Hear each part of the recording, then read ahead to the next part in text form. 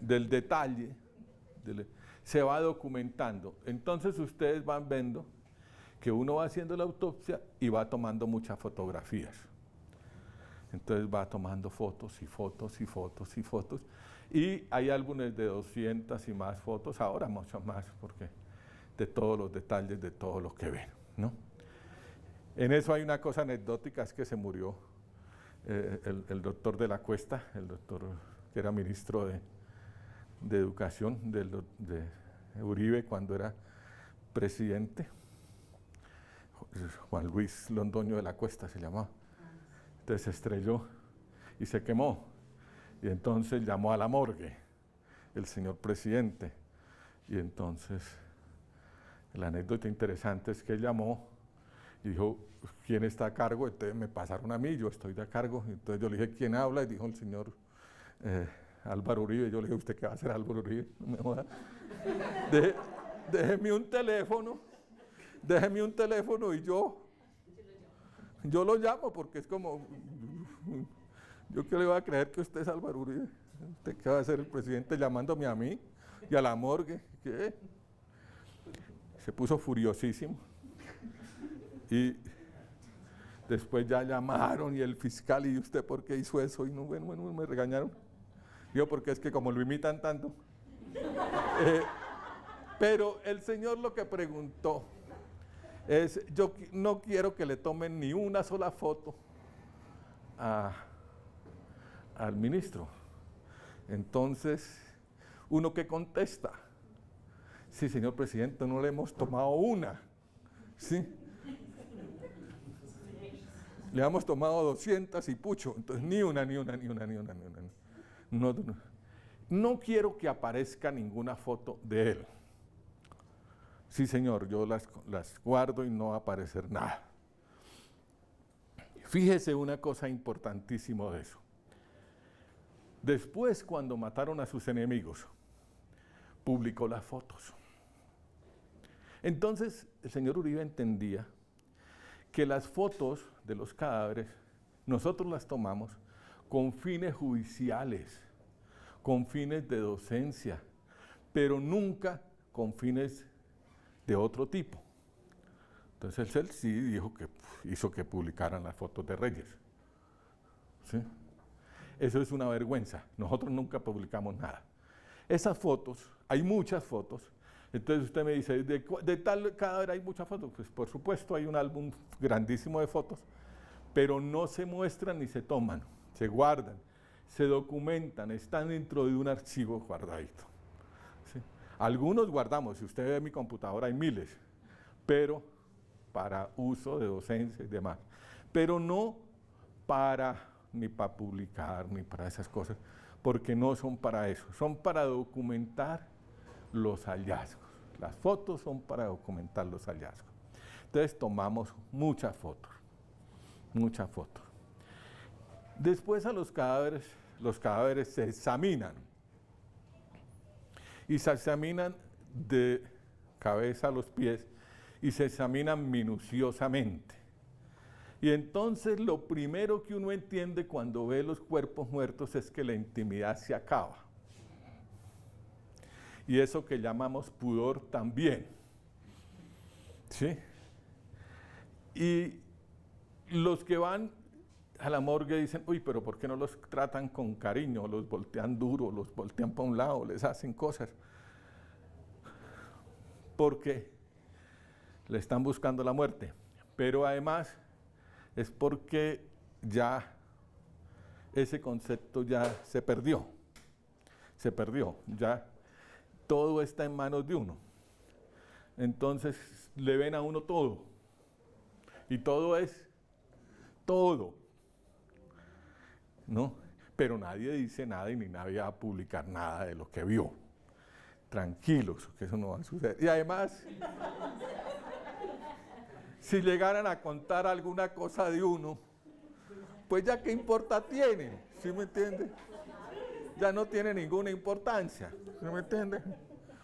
Bueno, entonces, pero sí es mejor, por respeto a la víctima misma y a la familia y demás, nosotros nunca esas cosas se cuentan y se publican. Bueno, ¿Y cómo es que funcionamos? Entonces, tenemos dos conceptos básicos para establecer la cosa. Primero, que nunca decimos que algo es normal. Es decir, que la normalidad no existe, sino que la normalidad es un concepto del cuerpo funcionando. Es decir,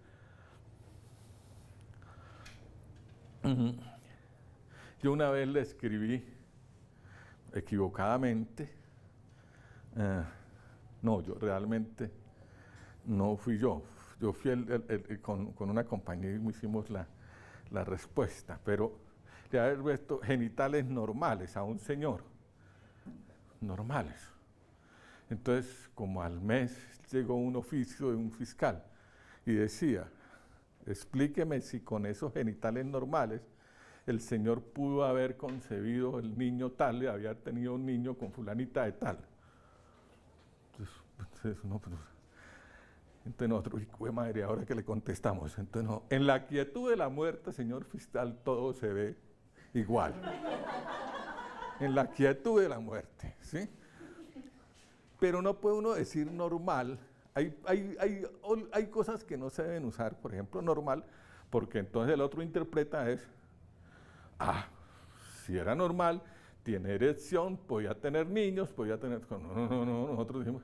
Entonces usamos aspecto usual. Es decir, se parece a todo. Usual, así lo tiene todo el mundo. No se preocupe. Usual. Entonces usamos ciertas palabras que nos permiten establecer eso. Sin lesiones. Bueno, no tiene lesiones, pero usamos eso. Bueno, eso es una cosa muy importante. Y cuando tiene lesiones, entonces utilizamos dos conceptos muy importantes. Uno se llama el concepto de lesión patrón. De lesión patrón. Bueno, siempre hacemos en clase ese ejercicio y entonces lo vamos a hacer hoy otra vez, el ejercicio de la lesión patrón. ¿Qué es lesión patrón? Es que un elemento que lesiona un cuerpo deja una huella que refleja el elemento lesionante. Es decir, un martillazo deja una huella de martillazo. Entonces, para que vayamos aprendiendo el concepto, tenga la onda y se muerden el dorso de la mano. No, el dorso, compañero, el dorso. El dorso, ese es el dorso. Muérdete el dorso, duro, pero duro. Duro. Y mírese. ¿Qué se ven? Los dientes, eso lo llamamos nosotros la mordida. Entonces, esa es la lesión patrón. Ahora hablamos un poquito de eso. ¿Y qué tiene por encima? ¿Qué se limpiaron todos? Babitas o saliva. Entonces, esas babitas o salivas se llaman evidencia traza. Es decir, la lesión, una cosa es la lesión patrón y otra cosa es la evidencia traza. Entonces, supongamos, señorita, que estamos investigando un delito sexual y encontramos que la persona tiene huellas de mordedura. ¿Sí? Eso es muy común. Una persona la violan y la matan y entonces vamos a encontrar que le muerden los senos, le muerden los labios, le muerden el cuello, le muerden un poco de vaina. Y vamos a buscar, ¿qué? Evidencia traza. ¿Cuál es la diferencia de una y la otra? La lesión patrón la vemos nosotros con los ojos. La evidencia traza necesitamos un procedimiento científico que nos diga que si era saliva y de quién era la saliva, que es lo que hacen los científicos del ADN. decir, toman la lesión, la evidencia traza, la llevan al laboratorio y dicen, esa era de fulanito de tal. Siempre y cuando tengan una muestra de ese fulanito, o la sospecha de que es ese fulanito. Entonces, todo lo que hacemos es, en base a esos dos conceptos, lesión patrón y evidencia traza. Lesión patrón y evidencia traza. Bueno, después de examinar el cadáver y de que le buscamos la lesión patrón, la evidencia traza, entonces establecemos una cosa que se llama patrón de lesiones, que es distinto. Es decir, es lesión patrón, evidencia traza y patrón de lesiones. Patrón de lesiones. Entonces, eso de los patrón de lesiones es elemental, pero hay que saberlo utilizar. Entonces, supongamos un peatón que lo atropellan posibilidades de varios vehículos. Entonces, uno podría ser que lo atropelle una moto, otro que lo atropelle una bicicleta, otro un carrito pequeño, otro un bus, otro un Transmilenio. Entonces ustedes nomás con pensarlo ya dicen, uy, debe ser distinto lo que le produce una bicicleta a lo que le produce una moto, a lo que le produce un Transmilenio. Un Transmilenio que ha matado 9 este año, entonces, pues son muertos de Transmilenio, ya hay casi un patrón. Pero después usted dice, bueno, el elemento causante fue un vehículo y la víctima era un peatón. Entonces hay patrón dependiendo de el vehículo. Pero usted dice, no, el vehículo solamente lo tocó, se cayó y se murió. Y el otro dice, no, el vehículo lo tocó, lo arrastró, pasó por encima de él y se fue. Entonces, ese es otro patrón. Entonces, el patrón, el uno es un golpecito, el otro es arrastre y el otro es un aplastamiento.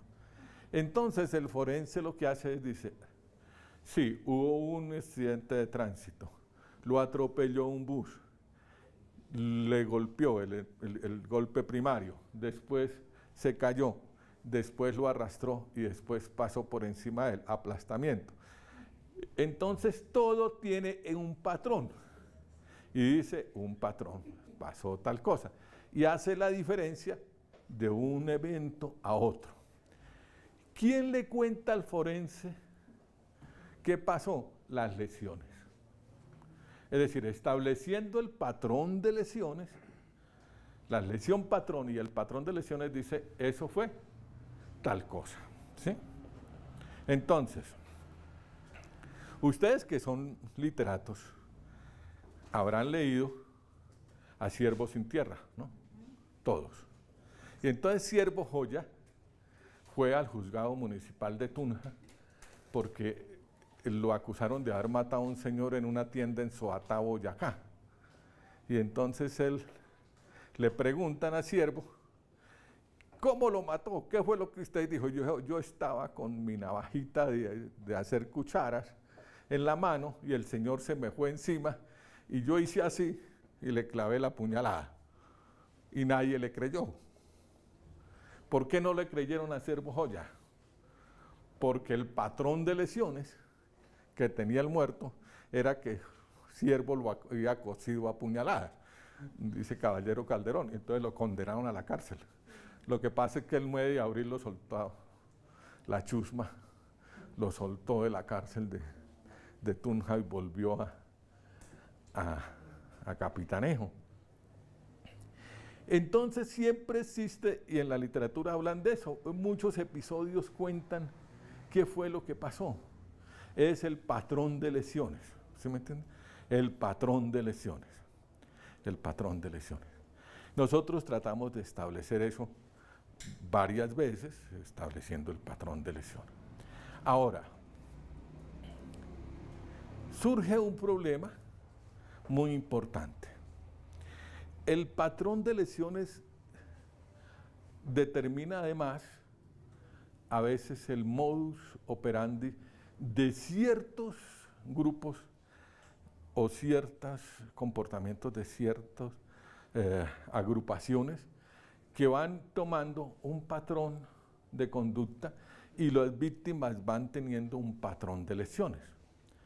Por ejemplo, los paramilitares en Colombia descuartizaban a los muertos. Descuartizaban a los muertos. Entonces los descuartizaban y los meten en unas tumbas muy chiquitas y los enterraban. Los descuartizaban y los enterraban. Entonces los descuartizan, lo matan, lo descuartizan, lo matan, lo meten en una tumba muy pequeñita. Cuando uno llega a un enterramiento y encuentra una tumba pequeñita y un cadáver descuartizado, casi que puede deducir por cómo encontró el cadáver quién fue el que lo mató, ¿sí?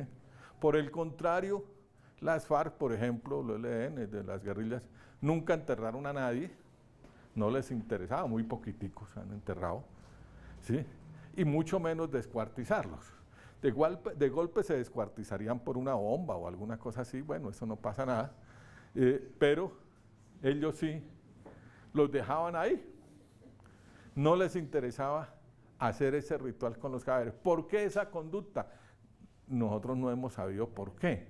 El uno, porque no le interesa, porque no me va a pasar nada, porque ideológicamente pienso que nunca voy a ser investigado por eso. Pues las FARC pensaban eso, entonces no, el cadáver ahí quedaba, ¿no? En cambio los paramilitares sabían que de golpe los iban a buscar y tal. Y la otra, muy importante, es que los campesinos, los habitantes de las periferias de nuestro país, sabían, a uno lo matan los paras y lo descuartizan y lo entierran así. Entonces, es una forma de amedrentamiento también. Entonces, ese es el patrón de lesiones. Pero hay patrones de lesiones de otras cosas. Patrón de lesión de violación y muerte. Entonces, una mujer violada y muerta tiene un patrón específico. Entonces, cogerle el hilo es relativamente fácil. Uno sabe, bueno, si hizo tal cosa, hizo tal otra, si hizo tal otra, hizo tal otra. Entonces, se llama eso el patrón de lesiones. La profesora me dijo que habláramos un poquito de los asesinos en serie. ¿Cómo era el cuento de los asesinos en serie? Entonces, cuando uno investiga asesinos en serie, entonces el problema número uno es el patrón de lesiones. El patrón de lesiones. Entonces, Colombia es muy interesante porque hay muchos asesinos, pero muy poquitos asesinos en serie. Es decir, asesinos sí hay bastantes, ¿sí? Ahora menos, un poquito menos, pero sí ha habido en la historia de Colombia muchos. Pero asesinos en serie o seriales, sí muy poquitos. Ahora hay una serie de Netflix perfecta sobre asesinos en serie, muy linda, muy bien hecha, muy bien hecha, muy bien hecha, y explica una cosa importantísima. Bueno, los asesinos en serie siempre son objeto de mucho estudio y de mucho temor. Aquí ha salido últimamente en esta semana en el periódico que van a soltar al señor Garavito. Y que cómo lo van a soltar al señor Garavito, que era violador, ¿no? Y resulta que Garavito no violaba a nadie, ¿no? Mataba a niños, que es distinto.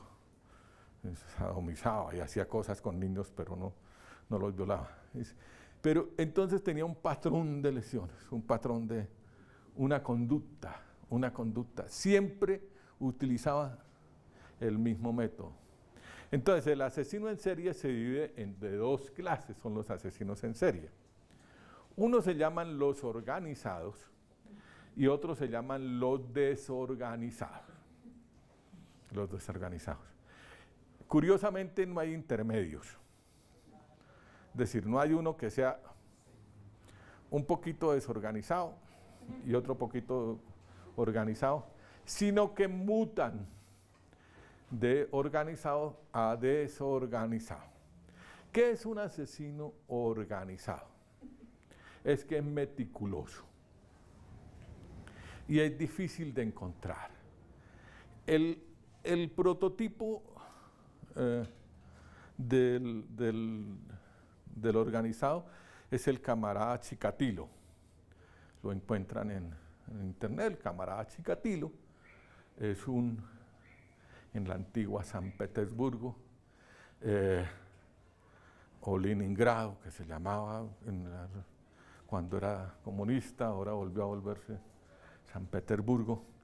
Me gusta más la palabra Leningrado, pero bueno, esos son gustos. El camarada Chikatilo mató cientos de mujeres en la estación del tren, las reclutaba y las mataba. Y duraron 14 años buscándolo la policía. Y la policía soviética, les aseguro que era muy buena. Muy buena porque, pues, policía soviética, imagínense, ¿no? Entonces buscó minuciosamente y al final por un detalle lo encontraron. Pero siempre trabaja el asesino en serie organizado de tal manera que su objetivo es que nunca lo encuentren. Que nunca lo encuentren. Y que es extremadamente cuidadoso y cumple un ritual con cada persona, el mismo ritual, el mismo ritual, el mismo ritual, y casi nunca cumple y ni se sale de ese ritual. Hay dos crímenes que siempre cumplen el mismo patrón, y van a aprenderlo hoy: el que pone bombas y el asesino en serie serial. El que pone bombas aprende a poner una bomba y no es un innovador. Es decir, él aprende a hacer una bomba, le funciona y vuelve y la hace otra vez y vuelve y la hace otra vez igualitico. ¿Sí? Entonces, por ejemplo, cuando Pablo Escobar ponía bombas aquí en Bogotá, que era cada ratico, que tuvimos muchos episodios de bombas, entonces nosotros ya sabíamos, entonces en la primera va a repetirse y va a repetirse y va a repetirse. Entonces, en esos años, cuando sucedieron los primeros bombazos, nosotros en la morgue investigando los cadáveres, encontramos que unos cadáveres tenían unos papelitos que decían Ecuagel. Ecuagel. Una evidencia, Ecuagel. Entonces, Ecuagel, ¿qué será? Gel ecuatoriano, dinamita ecuatoriana. Y entonces le contamos a los del DAS, oiga, estos manes están usando dinamita ecuatoriana. Entonces al DAS le quedó muy fácil empezar a vigilar camiones que van saliendo del Ecuador hacia Colombia, tal. Y le cogieron la pita a los que ponían las bombas, ¿no? Pues supieron cómo era. Porque nunca improvisa. Se pone a improvisar. El manual de hacer bombas tiene 100 formas de hacer bombas. El que aprende las hace una vez y aprende y la repite. El que esta semana mandó bombas en los Estados Unidos, todas eran igualitas. Todas eran igualitas. El asesino en serie organizado mata a todo el mundo de la misma manera, más o menos de la misma manera, con algunas variantes más o menos. El desorganizado y el organizado obedecen a una compulsión de matar. Pero olvídese de lo siguiente. Todos los seres humanos queremos tener hijos. Más o menos. Más o menos. Lo que pasa es que cuando hacemos los hijos, no somos conscientes de la hechura del hijo. ¿Sí me entiende? Vamos a ser muchachitos. No. Terminamos con el muchachito. Pero todos queremos hacer eso. Y el milagro de la vida es un milagro y todos nos alegramos con el milagro. Pero en el fondo todos también queremos matar a alguien. En el fondo todos queremos matar a alguien. Entonces, ese es el otro principio. Ese es el otro principio que tenemos. Esta universidad es muy importante en ese concepto porque tuvo un rector muy inteligente. Yo no sé si todavía estará vinculado a la universidad, que se llama el profesor Guillermo Páramo. Y el profesor Guillermo Páramo escribió un ensayo que es una luz para entender el crimen. Entonces dijo, profesor Páramo, hay crímenes antitabú, y hay crímenes que mantienen el statu quo. Los crímenes antitabú es porque nosotros tenemos un tabú. Ustedes conocen Tótem y Tabú, que es el libro de Freud sobre lo permitido y no permitido. Se llama Tótem y Tabú y habla de que nosotros tenemos el complejo de Caín. Pero no queremos matar al hermano, sino queremos matar a nuestro papá. Siempre en la psicodinamia nos enamoramos de la mamá y queremos matar al papá, pero no matamos al papá, sino al hermano que se llama Caín. Entonces él habla del síndrome de Caín en los seres humanos. Todos queremos matar, todos queremos matar. El deseo de matar, el placer de haber matado y la terrible circunstancia de haber matado. Es decir, el matar produce placer. No crean que no. Eso produce placer. Pero el haber matado produce una gran angustia y un gran dolor. El asesino se hace cuando esa angustia y ese dolor se le convierte en placer. Entonces, el asesino en serie lo que tiene es el deseo de volver a matar. De volver a matar. Pero no es porque sea un monstruo, sino que es uno de nosotros, pero un poquito más desinhibido, más agresivo, más desinhibido. Entonces dice, yo voy a matar. El desorganizado sufre, el organizado no sufre y no quiere seguir matando. Y en cambio el desorganizado quiere que lo cojan, quiere que lo capturen. Y entonces mata serialmente, pero deja muchas evidencias.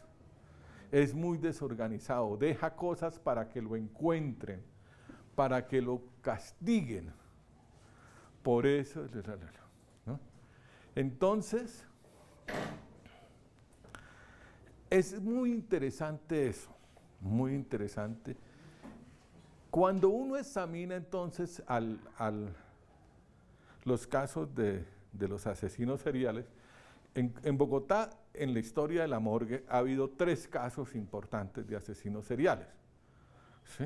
De asesinos que han matado repetidamente personas. No gente que mate muchas. Bueno, porque antes de eso le cuento otra cosa. Uno es el crimen antitabú.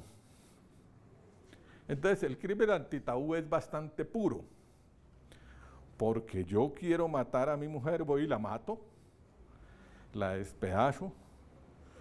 ¿Cómo dice la canción? Te corto la cara con una cuchilla de esas de afeitar, le hago todo lo que quiera, pero soy yo. Está resumido muy bien por el profesor Páramo, pero porque ese crimen no daña a la sociedad. Ese crimen es propio de todas las sociedades, a alguno le da por esas. En cambio, el crimen que mantiene el statu quo, ese es muy maligno, porque el que mantiene el statu quo no actúa él, sino manda matar. Entonces es el crimen por encargo, por encargo. Como esta es una sociedad enferma, ¿no? La colombiana tiene sus problemitas, nosotros tenemos problemitas. Entonces, por ejemplo, el Consejo Nacional de Televisión prohibió una serie de televisión que se llamaba Mujeres Asesinas, que era señoras que mataban por ellas mismas. Una hizo empanadas con el marido, y un poco de cosas raras, truculentas era la serie. Pero eran puros crímenes antitabú, pero permitieron al mismo tiempo la serie El Capo, que es el crimen por mano ajena. Entonces, cuando ustedes vean que un sicario, por ejemplo Popeye, no es un asesino en serie, ¿sí? Él no es un asesino en serie. Mató mucha gente, pero es un criminal por encargo. Y por encargo es para mantener el statu quo. ¿Por qué hablan del statu quo? Para mantener que los ricos sigan siendo ricos y los pobres pobres, para mantener que mi mujer siga siendo mi mujer y no la de otro, para mantener que mi riqueza sea la mía o mi ruta sea la mía y no de otro. Para mantener ese statu quo, yo ordeno un crimen. Casi ningún crimen antitabú es para mantener un statu quo, ya casi no se usa, ¿sí me entiende? Ya casi eso se usa, ¿no? Bueno, yo cuando era joven quería ser víctima de un marido celoso, pero ya perdí las esperanzas, ya, ya eso ya no existe. Bueno, eso ya no. Entonces, de los 3 criminales en serie, en el año 94 aparecieron aquí en el sur de la ciudad unos niños asesinados con múltiples puñaladas, sin el dedo gordo del pie derecho y con una abertura en el abdomen. Empezaron a aparecer en el sur, sobre todo en el sur, empezaron a aparecer en el sur de la ciudad niños. Aparecieron 9 niños. Cuando apareció el primero, bueno, un caso excepcional, lo documentamos. Cuando apareció el segundo, oiga, apareció el segundo, ¿esto qué pasó? ¿En dónde es? Cuando apareció el tercero, como 3 semanas después, alarma total. Entonces, ya está. Cuando apareció el tercero, yo estaba en los Estados Unidos. Cuando volví, yo era el jefe, y me dice una doctora, yo vengo a renunciar porque que me tocó un niño, y yo no quiero seguir en esto. No, cálmese, cálmese, y empezamos a mirar. Entonces dijimos, uy, hay un asesino en serie. Y aparecieron 9 niños al final, todos igualitos, todos con la misma, en unas quebradas del sur y todo igualito. Entonces, ¿qué hicimos nosotros? Nosotros fuimos a los Estados Unidos, le contamos a los gringos tienen un equipo especial del FBI, el equipo especial del FBI se vino aquí. ¿En qué barrio es eso? En tales y tales barrios. Hay que hacer una encuesta, hay que mandar muchos policías, hay que hacer tales y tales cosas. Por primera vez se usaron georreferenciación en el año 94, imagínense, hace bastantes años, y localizamos en dónde eran los cadáveres, en dónde estaban, en qué sitios. Ellos le enseñaron aquí a la policía cómo era que se hacía, midiendo distancias, midiendo todo. Y todo funcionó bastante bien, con mucha expectativa de coger al asesino en serie. cuando llegó cambiaron el comandante de la policía y nos mandaron una mula. Perdón, un general, de cuyo nombre me acuerdo, pero no lo quiero nombrar. Y llegó y dijo, eso no funciona así. Eso es gringo. Eso es esos bobos que piensan que saben más que nosotros. Lo que hay que poner es una patrulla de la policía frente a cada escuela donde se han desaparecido los niños y verá que se acaba la vaina.